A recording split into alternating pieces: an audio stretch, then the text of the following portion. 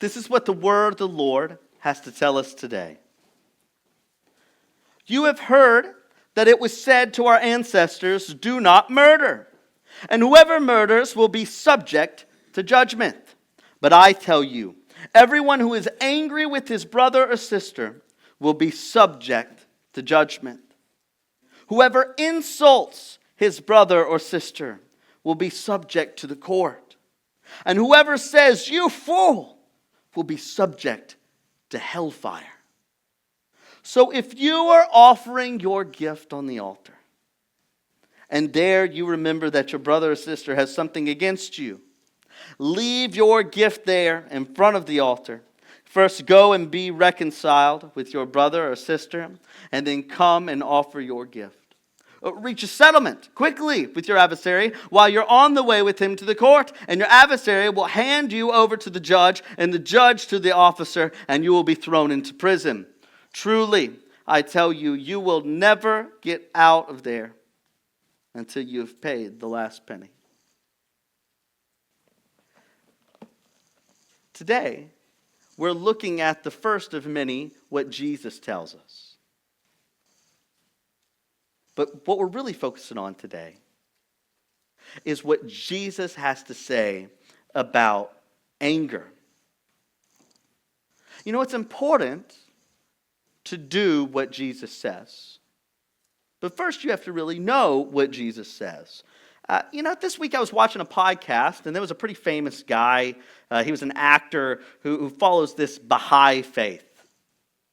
And he and his guest, they start talking, and Jesus comes up. And this is what he has to say. He says, "No, I love Jesus," and this is a real quote, "I consider myself a Christian because of how much I love Jesus' teachings. But the resurrection or the details of who he was matter less to me than what he taught." Well, how can that be? Because he's not a Christian. He doesn't even really believe in the bodily resurrection when you start to look at his faith. But what he wants to do is he wants to take Jesus and he wants to pick and choose some things that Jesus says that he already agrees with and say, look how good I am. I'm doing what Jesus says. And the truth is, everybody wants a piece of Jesus as long as Jesus supports what they already believe. But a Jesus that you've made to agree with everything that you think and say and do isn't the Lord of your life. He's an idol of your own making. In other words, unless it is the same Jesus that is revealed to us in Scripture, it's not Jesus at all. So the question for today is not, do you like Jesus? Not, do you have an opinion on Jesus? But it's the same question that Jesus asks himself. Why do you call me Lord, Lord, and do not do what I say? So we better know what Jesus says, and we better do it. Amen? So let's talk about some of the background of where this is, right? So we've been talking about Jesus fulfilling the law, and when the Bible tells us that Jesus came to fulfill the law, it means every requirement of God's word was fully lived out and met perfectly for us. That whoever believes in him will not perish but have everlasting life because Jesus took our place on the cross and we receive forgiveness because of him. Now, Jesus starts to talk about what his law, the law of Christ, is all about. And it's not about just what happens on the outside. It's what happens on the inside. That's what Jesus is concerned about. That's what God is concerned about. So as we look at verse 21, we see God calls us to do more than just barely avoid major sin, but to look at and recognize sin's seed long before it becomes a full-blown and obvious sin for everyone to see. So the first thing that he talks about here is murder. He said, you've heard it said before, do not murder, right? I think that we've all heard the 10 Commandments, and we've seen that commandment. Don't murder. And I think that he starts there because it is such an obvious sin. In fact, the word that he uses here for murder is not just killing. It's murder. It's this idea of an intentional, unjustified homicide. It's that you got angry, you made a plan, you enacted that plan, and you killed. And so Jesus begins with this because most people would look at that and go, yeah, it's wrong to do that. Yet, when I talk to people and I start talking about goodness, one of the first things they say to me is, well, I haven't killed anybody. Okay. Very few people have. What's your point with that? And what it is we love loopholes, don't we? Man, we love a loophole. The Pharisees love loopholes. That's part of the reason why Jesus is having to talk about the very heart of the law. Talking about the law of now Christ. So that there is no loophole. And so what I find is that we naturally measure our goodness against the worst possible outcome. We say things like, well, at least I haven't killed anybody. Or when I've done something or said something I shouldn't, I say, well, nobody died. Right? Or I've even said this myself, well, it's not like I shot the guy. And we say this because we like to use the extremes so that we can get a pass on everything else. And that's what Jesus is pointing out here. He says, okay, you know, it says don't murder. Okay, you haven't murdered. Great. But that's not the whole sin. Sin starts way, way, way before that point. See, what Jesus does is he exposes how we only focus on the extremes to make ourselves feel good. But just because we feel good doesn't mean that we're righteous. In fact, when we lie to ourselves saying, well, at least I didn't murder, what happens is we're actually lying to ourselves and trying to pass over the wrong that we've done. So Jesus says, you've heard this, but I tell you. But I tell you. Jesus then begins to push into the sins that we want to look past. The very sins that would make us say, well, it's not like I shot the guy. He wants us to look at that, recognize it as sin before it reaches its conclusion. Jesus starts in the heart, and then he works his way out. So let's talk about that. This is what I call the progress of anger, and it begins with anger. This is what he says, but I tell you, everyone who is angry with his brother or sister will be subject to judgment. Oh, what he's pointing out is murder doesn't just pop up out of nowhere. What happens is it starts with this ember of anger and it grows. Murder isn't where the sin begins. That's usually where the sin ends. Murder is the seed of sin fully realized, but the truth is that you have sinned far before that point. It begins with anger. This word for anger isn't just where you kind of fly off the handle. This word for anger talks about something that is settled into you. Something that you continue to hold on to. This isn't the anger where you're frustrated for a second because you hit your thumb with the hammer and maybe you said something that you shouldn't. But then in a few minutes you're all good. This is the kind that keeps you up at night.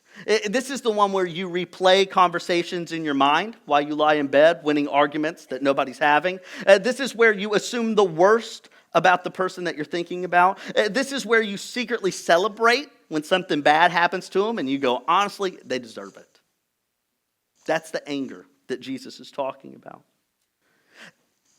And it's a sin because you stop seeing the person as what God created them to be. You stop seeing them as a person. You stop seeing them as someone in the image of God. And you start seeing them as less than. They're not a person, they're a problem. And so what does anger turn into? Well, even though it might not be on the outside where everybody can see, when it's quiet and it stays there, what happens is the anger that you feel starts to become a part of who you are. And this is the next progress of anger. You start to give insults. Because what you already feel about that person, that they're less than you, starts to be what you say about them. Anger makes you believe that because they did something wrong, you now have the right to judge them. That anger makes you believe you get to decide who is guilty, who deserves punishment, and who is worth loving. In other words, you move from they hurt me to they are a bad person. That's where anger really starts to take its root. And it leads to insults. Jesus uses this word, raka, here. It means that you say that they're good for nothing, they're empty-headed, they're dumb, they don't know anything, or that they're worthless. And so what you do is you move from they did this bad thing to me to now they are worthless to me. See, anger, what it does is it attacks the person rather than confronts the action. Anger says you did something wrong. By the time it gets to insults, you say there's something wrong with you. And you write them off as someone who you don't have to love, who you don't have to respect, and honestly, someone that you don't care what happens to them. Well, that's not the place that it stops. The progress of anger then moves on to greater judgment. It uses this word fool. This word fool is seen throughout the entire Old Testament and in the New Testament. And what fool is it's not just saying that you don't know anything. It's saying that you are actually wicked at your core. You're wicked. That basically you're saying that you deserve God's judgment. So not only should I not like you, you don't even deserve God to love you. That you say you're no good, you're unredeemable, and that you're so dull you couldn't even accept God if you tried. See, murder doesn't begin with us attacking someone. Murder begins with anger that turns to insults, that turns to even greater judgment. Well, let me tell you, by the time that you do not think that they deserve mercy from Jesus Christ, you're not that far from murdering them yourself, because you have placed yourself in that place of judgment. But do not get this wrong. Just because you haven't put hands on somebody does not mean that you're innocent. You were guilty from the point that you were angry enough that it became a part of who you are and you made judgment on other people. That's where the sin begins. So, let me give a clarification. Is Jesus saying that you can never, ever, ever be angry? No. Anger is a real human emotion. Right? God doesn't try to suppress you to where you're emotionless. But what he wants you to do is, as Paul says, take every thought, and I'll add this, even every emotion captive to obey Christ. In other words, when you're sad, you don't throw yourself into depression. You give your sadness to God and watch how he redeems it. You feel angry. Guess what you do? You take your anger, you give it to God, and watch how he redeems it. What if I don't, Brant? What if I just keep being angry?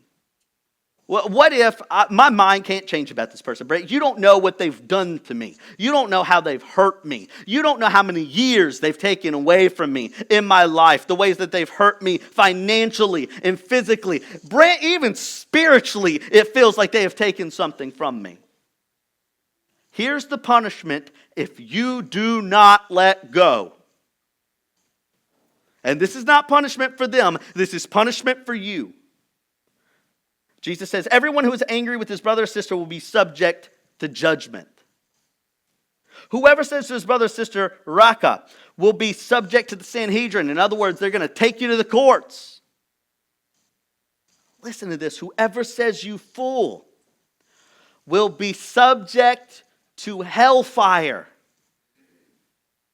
See, Jesus is not trying to show us what sin gets what. What he's saying is that the anger that we think is no big deal, that would just pass away, well, they kind of deserve it. They're no good. I just kind of kicked them out of my life. I don't even hardly think about them, even though you do think about them. Jesus is showing the anger that we think is no big deal has real punishment waiting for it. Not when you put hands on them, before then. punishments like hellfire. Well, what should we do?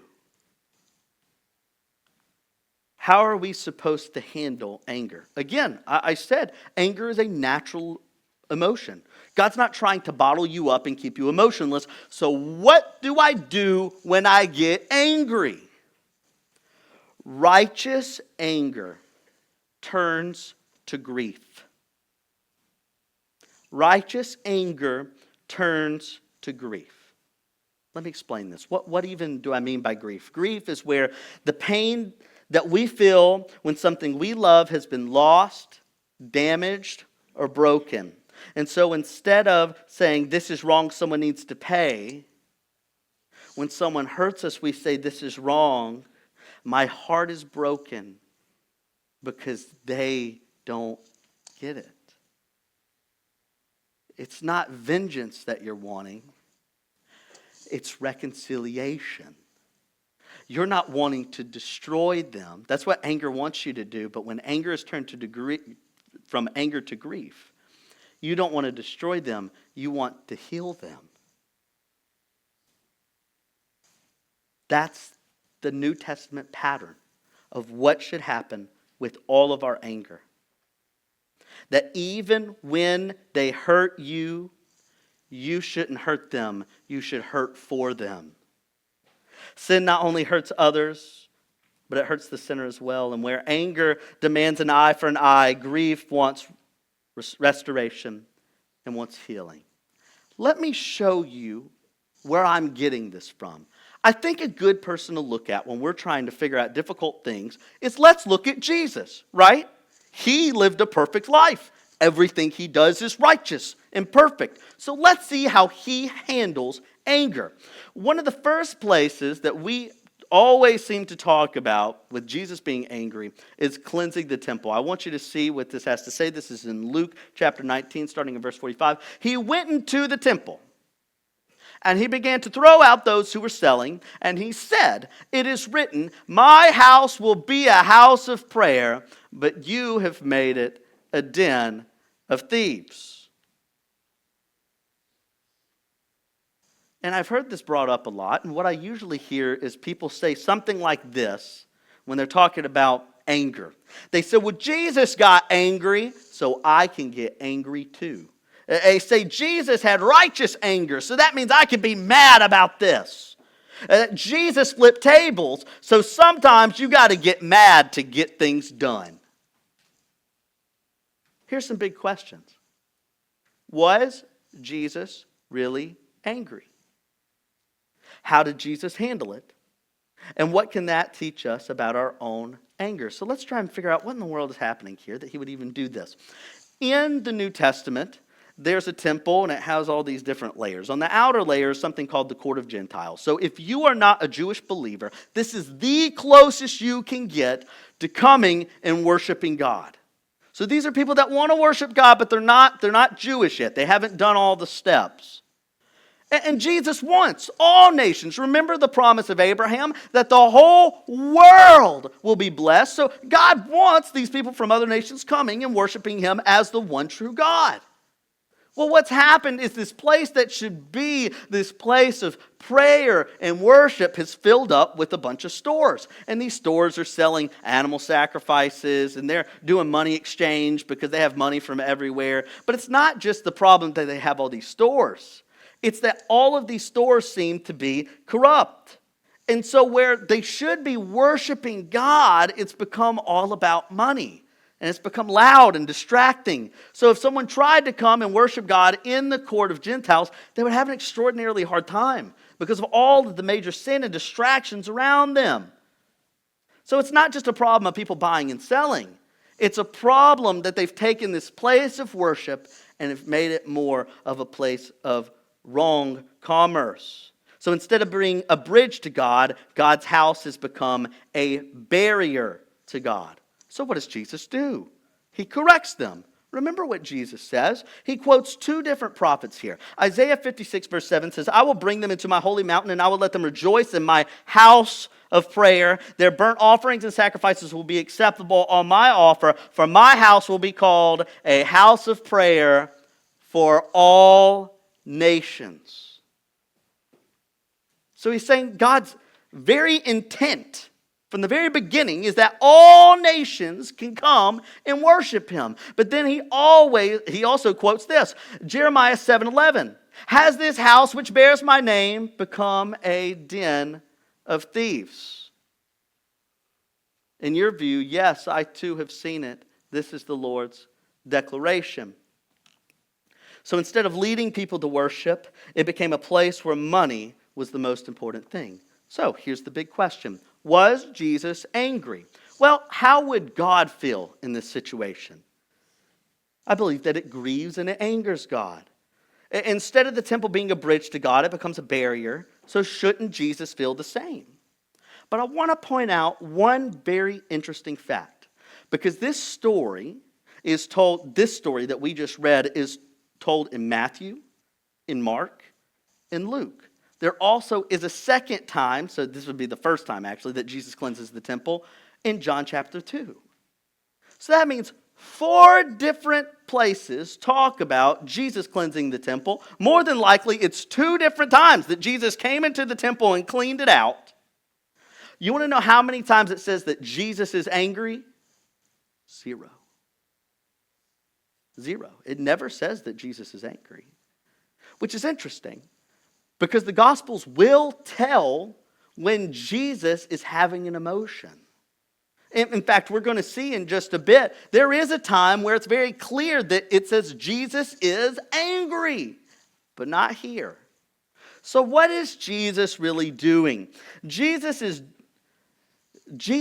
actually grieving at what happens. This is right before, in Luke that we read, where he's going into and he's cleansing the temple. This is what it says right before this. As he approached, he saw the city, and what did he do? He wept, saying, if you knew this day what would bring peace, but now it is hidden from your eyes.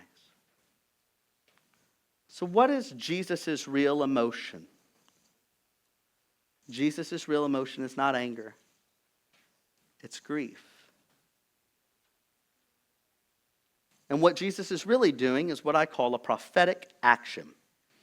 You see this in the Old Testament. For example, if you read the book of Ezekiel, Ezekiel does this all the time. Like he'll lay on a side for like a long time. And he'll do all these things to get people's attention to show them, hey, God's judgment is coming. In fact, in Jeremiah goes and he takes this clay pot and he gets in front of all the leaders and he busts it. And he says, God's going to do that to you.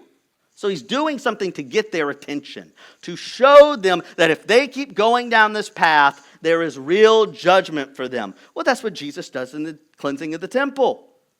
He does an action to show them what they've been doing wrong in hopes that they would change and begin to do right.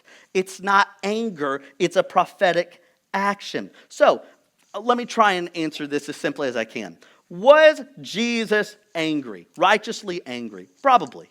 Possibly. But Jesus is not angry because he's personally offended. He grieves because God's house was corrupted and people were kept from encountering God. See, righteous anger very quickly becomes grief that refuses to remain passive in the face of evil.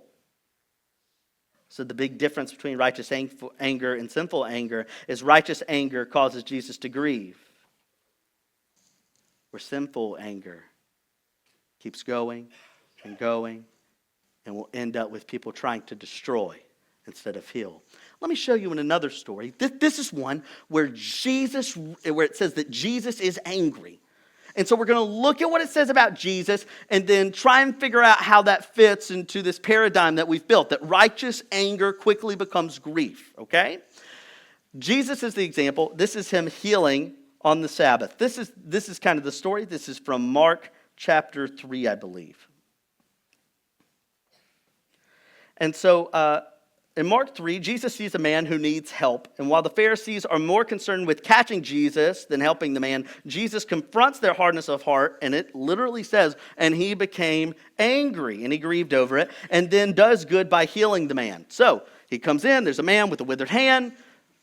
This man needs healing. And the Pharisees just take a step back. And they wait to see what Jesus does because they believe that Jesus would do wrong to perform a miracle on the Sabbath. They've just totally missed what the Sabbath is all about. Completely missed it. And so Jesus goes and heals the man. And he confronts the Pharisees, saying, what are you even doing? You're saying that it's the Sabbath, but you're going to do evil. If it's the Lord's day, shouldn't you do good? And so what's happening here? Jesus is in the synagogue. He sees the man needs help. Do the Pharisees help? No. They try and catch Jesus. Well, how do you think God feels about this? The guys are more concerned with being right and being the judge than actually helping and blessing. Well, Jesus asked this simple question. Is it lawful to do good on the Sabbath or to do evil, to save a life or to kill? And they stay silent because they would rather be right than be righteous. Have you ever been there? You ever, I'm going to dig in a little bit. Have you ever had a tiff with your wife or your husband and you would rather be right than righteous? We've all kind of been there, right? Well, the Pharisees are stuck in the same boat. So how does Jesus respond? I want you to pay attention to this. It says that he's mad. He doesn't insult them. He doesn't attack them. He doesn't lose control. Jesus does good. In fact, I want you to catch, do you see where it says that he's angry? What did it say immediately after that? He was angry, he grieved. Righteous anger turns to grief, and grief should turn to righteous action. So Jesus doesn't get on to them. He gently tries to confront them and where they've been wrong, and then he does good. Let me give you one more example. This is Jesus. He goes and these children want to come all around him.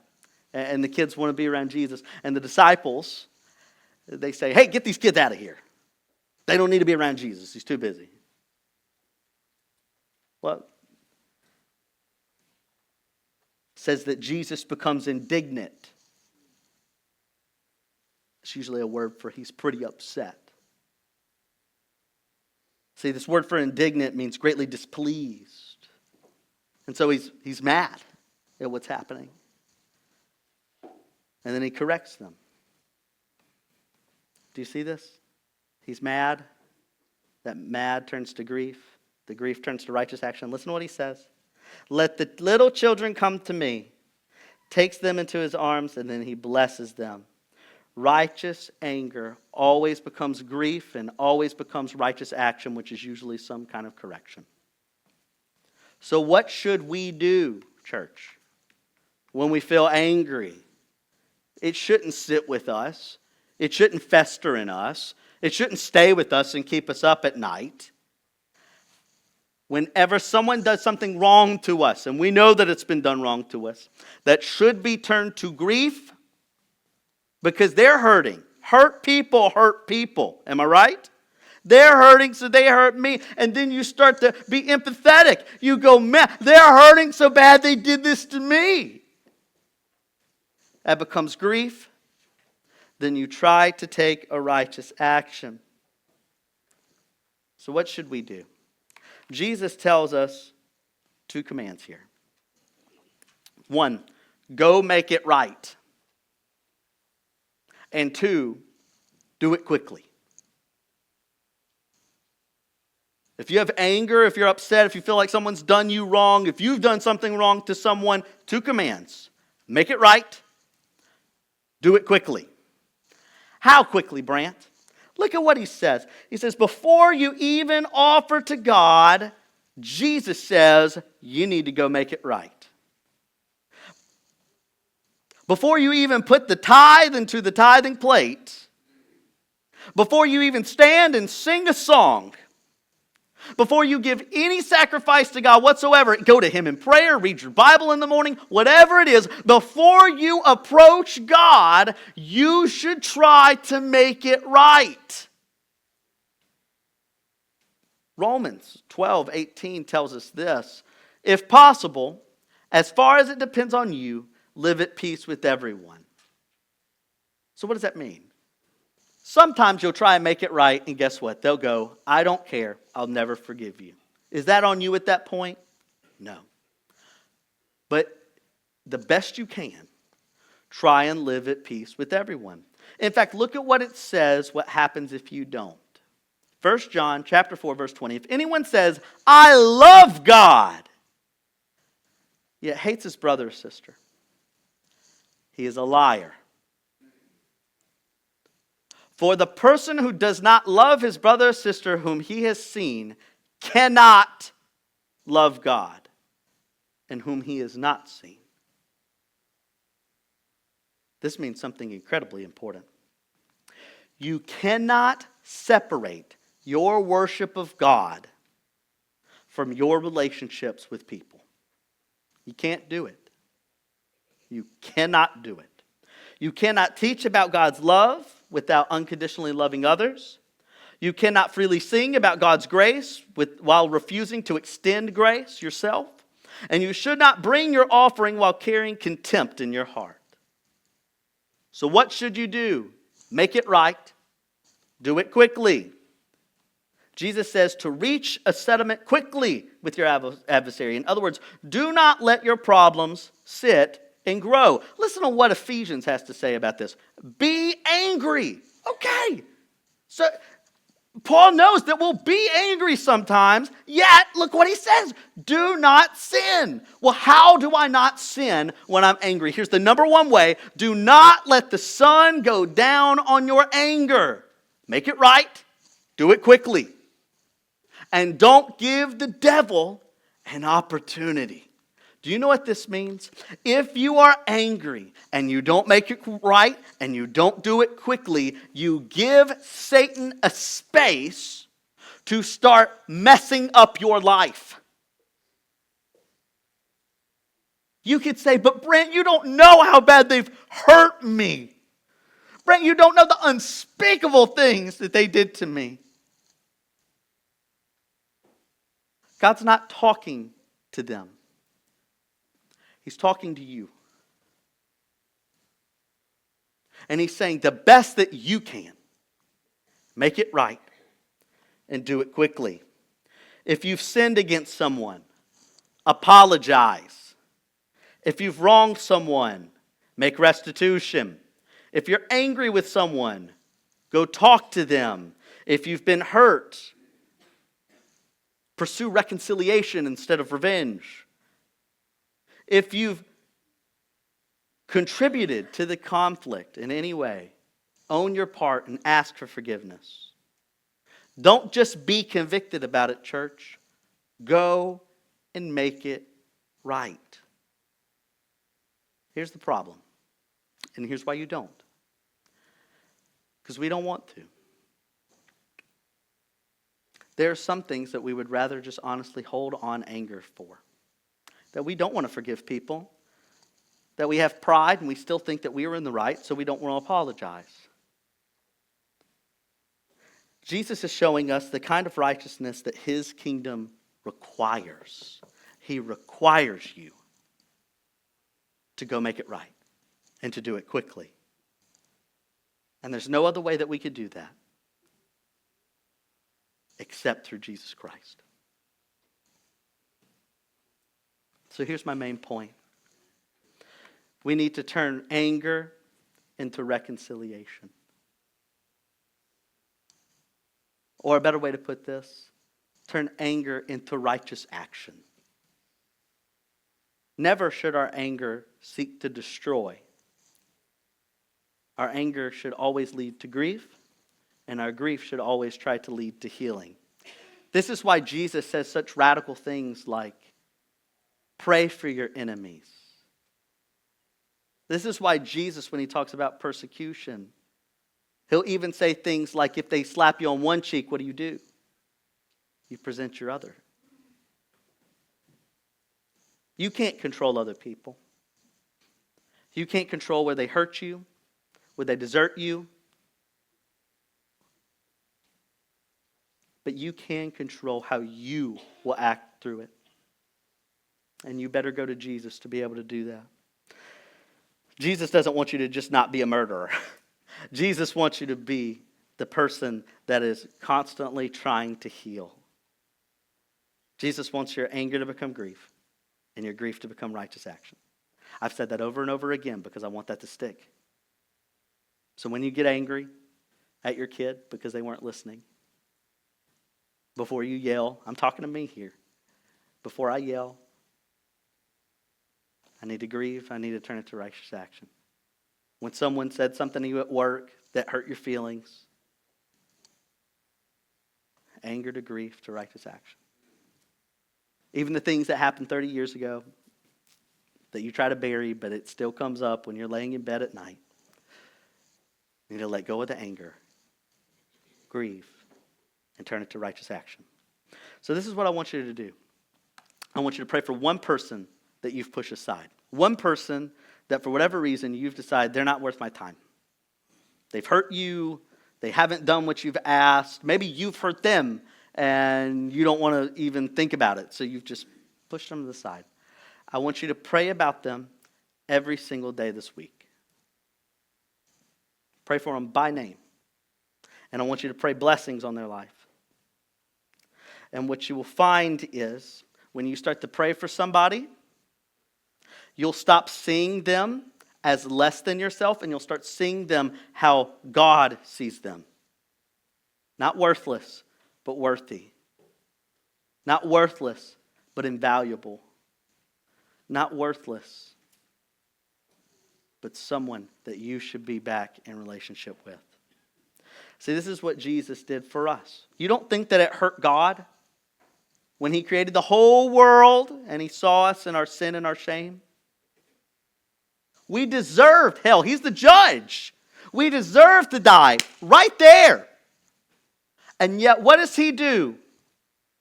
He grieves and He turns it to righteous action. He says, I'm going to go rescue those people. So Jesus Christ gave everything, became fully God, fully man, born of a virgin. He lived a sinless life. He lived as perfectly as you possibly can.